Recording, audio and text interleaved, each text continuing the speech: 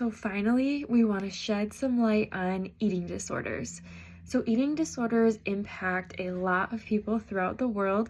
There's a variety of different types of eating disorders, but there has been research to show that specifically anorexia is the number one killer of all eating disorders.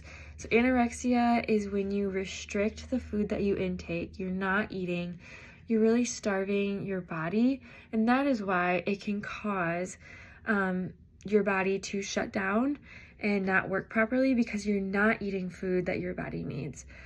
So actually, every 52 minutes, unfortunately, someone dies from anorexia.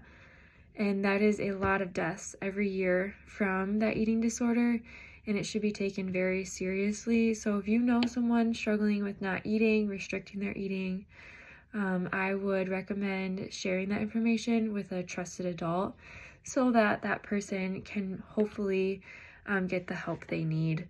But also we want to think about beyond anorexia and that people are struggling to survive from that. We also want to think about how we are creating disordered thoughts about our body image and about what we eat based on what we say to people. So research also shows that 60 to 70% of girls, once they reach the age of 14, they want to lose weight. They don't like the way they look by age of 14. So we really want to be encouraging girls, women, men, everybody to be comfortable in their bodies. Tell people that they are looking good, that they look healthy.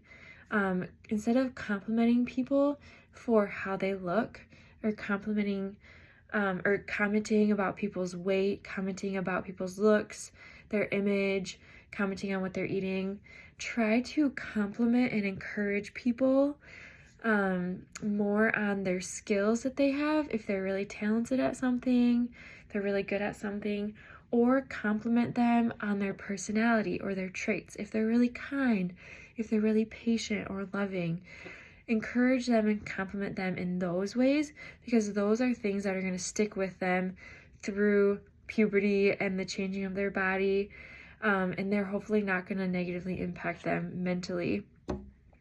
But also, besides that, we also want to stand up for people who are being bullied or who are being put down about their body image. So 45% of teenagers say that they have been bullied or in some way told that their body doesn't look good or they're not good enough in that way.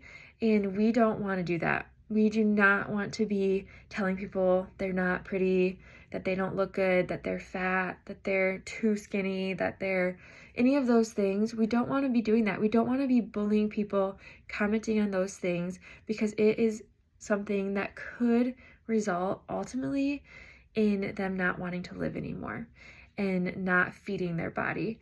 So we don't want to be doing that. And if we see other people doing that, we want to stand up for those people too. So that is something that is really important to do. To end this video, I just want to say that all of our bodies are different. All of our bodies are not going to look the same. We're all created differently. We also go through changes throughout our life. Our bodies are going to gain weight. They're going to lose weight. Our bodies are not going to look the same way they are right now in 10 years, and that's okay. Our bodies are created to do things, to work hard, to do well in school, to perform in sports, to do everything that we want to do. It's not ultimately about how we look. So I just want to encourage you in that as I end this video and say, try to compliment people today for who they are and not for how they look.